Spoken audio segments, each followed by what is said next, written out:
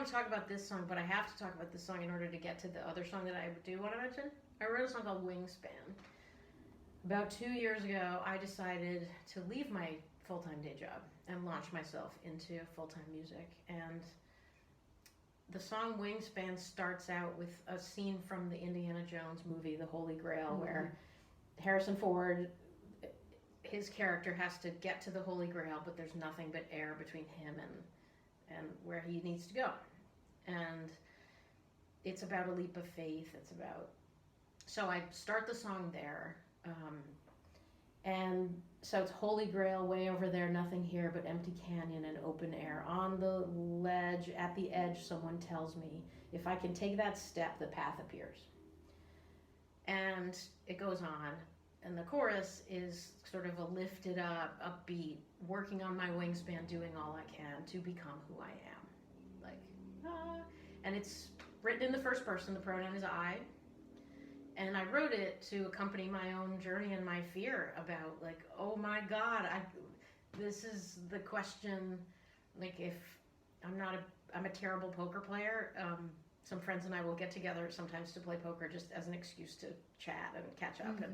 And some of us have, like, a little, like, all the rules next to us of what hand beats what.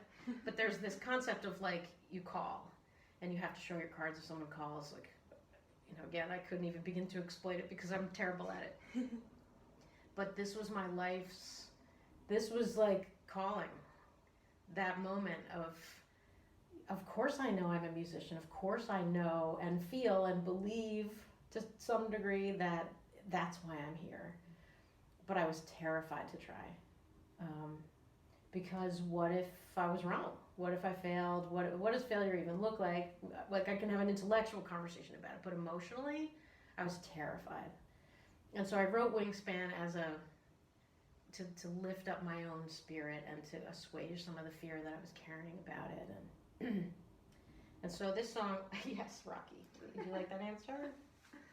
So I was writing, 2 years later, I went to a storytelling workshop, and we were talking about this idea of the hero's journey and the arc of the hero's journey. And all of us, of course, are on our own hero's journey or heroine's journey. I don't like the genderizing of that word, so when I say hero, I mean every human being. And probably Rocky has his own hero's journey as well. Every creature, I guess, I don't know. And so I wanted to write a song about the hero's journey, and the way the prompt was given to the people on this retreat was that we go out into the world. It was about, like, the Iliad and the Odyssey, and I haven't read them, but I gathered and read sort of the Cliff Note version. That we go out into the world to become who we are, and to discover who we are, and to try a bunch of things and see what the universe answers back. And then we become that, and then we come back home, and home is transformed because we are transformed. And so I was thinking about that, and what would that look like in a song with a metaphor? And at this time, I was obsessed, I still am in a way, with the Northern Lights. I just think it's amazing, the magic that can be in the air of just green, all kinds of different colors just hovering in the air. I think that's just really amazing. And so I wanted the Northern Lights in the song. I wanted it to be some kind of journey about going out, coming home, and home is different. Uh-oh. Maybe he's just shifting. I think I don't know. Okay, Rocky. He's got to go fulfill his humanity. Yeah, that's right. So we go out into the world, become who we are. Home is transformed because we're transformed. And so I wanted it to be a journey, so I started thinking about I did research, where are the Northern Lights? And I decided that Newfoundland, Canada, like Northern Canada, was where I wanted this song to be set. And so how would you get there? I looked at the map and like, okay, you can sail there, and it's a very like sea-oriented culture. So now I know the song is going to be on a boat. And I start tinkering with this song. And when I started it, because it's what I was going through at the time, I wrote it in the first person. And I don't remember the details of that draft of it, but I was the captain of the ship.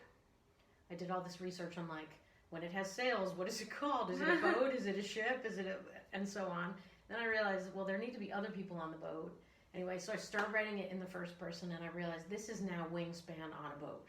Because if I'm saying like, I'm sailing to Newfoundland and the Northern Lights and so on, I'm thinking it's the same song with a different metaphor. I'm not flying, but I'm sailing. So I thought, okay, that's not going to work. And so I thought, all right, we'll do it plural. Let it be we, because nobody would be, well, I guess you could single captain a ship, off you go, but chances are there's someone else helping you. But then when I turned it into the plural we, and I thought, all right, it's a metaphor for America, and we all have to get on board, and we have to help. I have all these metaphors of sailing, asking sailing friends, like, what is it called when you do this and that? And then I realized if it's about America and it's a metaphor for what we're going through and the fire of transformation that hopefully we'll be better for once we get through it. Rocky! Is that Rocky? Yeah. What can we do to help you, Rocky? He's like, just let me outside. I hear feet. You coming back? Hey, bud. Come on. Do you want to come back? So with we, when the song was we, it got really corny really fast. Like it felt like it had been written.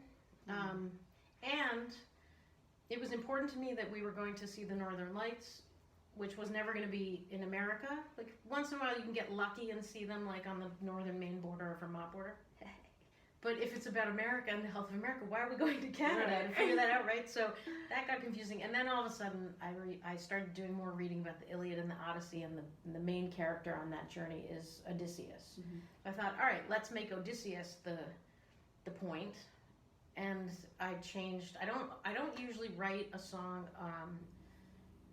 that would use you, like Y-O-U as the main character, but in this case, it just worked. And so it still has the feeling of Wingspan, like you can still relate to it, but because I'm saying like you've got this, like you're gonna do it, it's your hero's journey, then when I sing it, I get to sing it to every single person who's listening to it. And I still can feel myself in it at the same time because it's the universal you. Right. So just kind of an interesting, I always do a pronoun check when I'm writing of, I'll write what feels, what wants to kind of present itself, and then just ask myself that question of should the gender be changed, should the point of view be changed, and this was one of those examples where I thought, yeah, and now it works really well. That's really cool, because a lot of people I think just don't think to edit things. Yeah. It's like, oh, it happens to be great right now. Yeah, and sometimes that's true. Sometimes it does just fall out of us in a beautiful, perfect way, and if we edit it, we make it worse. But I would argue that 9 times out of 10, or maybe 98 out of 100, it can always use a little bit of editing, which is another like piece of advice I would give is to remember that any resistance, like to be human is to carry some of that resistance. So when you find yourself procrastinating or stalling or carrying self-doubt or coming up with other reasons not to do the thing that is scary, know that that's not inherently in your heart. It's in every human heart. And courage is something that we need to practice. And if it doesn't come naturally at first, it's for sure is a learned skill. But there are different phases of writing.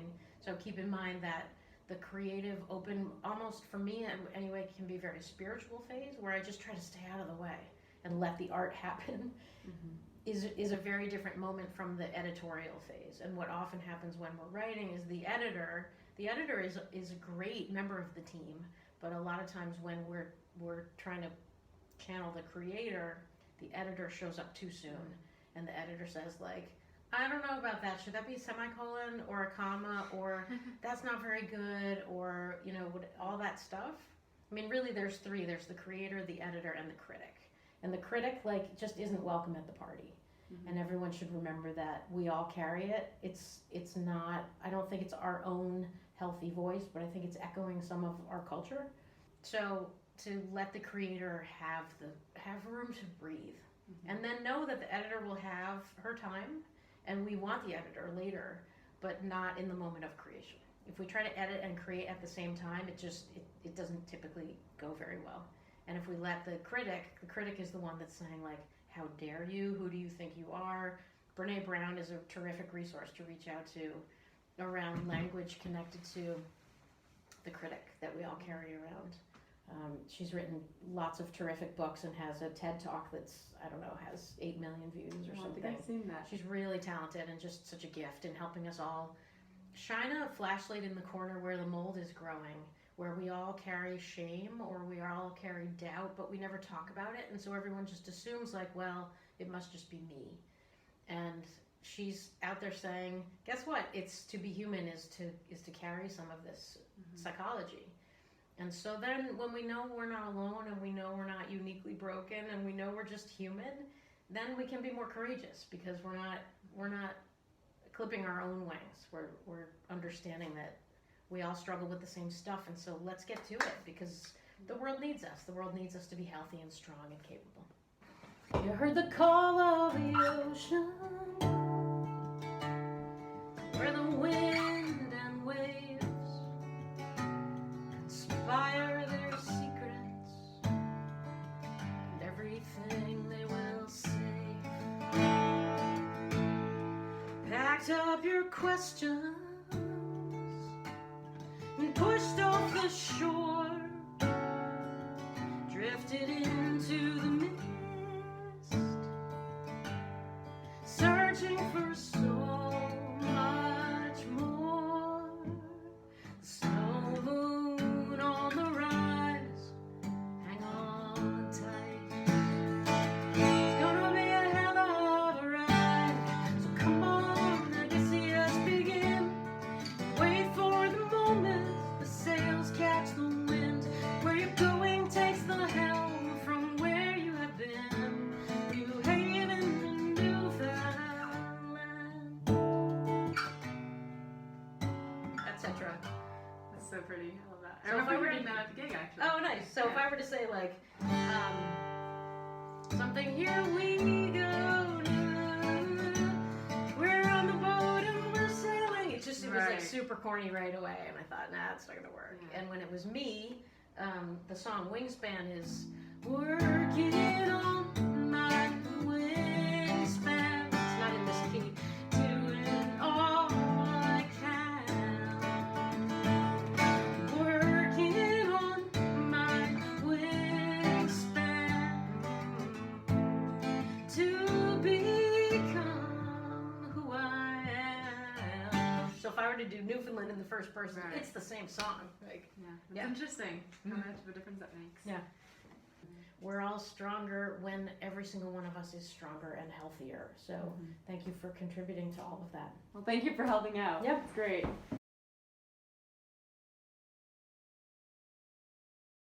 Seriously? This is Rocky. I've seen Rocky in your other interviews. Okay. Yeah. Come here, honey. Will he let me pick him up? Yeah. Yeah, he's really chill. Okay. Rocky. See? Alright. Welcome to the interview, Rocky. Okay. I love it. It'll be hard to play guitar with Rocky sitting here. Rocky's like your co-host now. Yeah, he is. He is. Ringo's the one who you just see his tail bobbing along the bottom of the screen. Rocky is featured. Does anyone need a better look at Rocky? This is what Rocky looks like. Look how cute he is. Yes, he's a good boy. All right. There are going to be a lot of bloopers. Stretching in my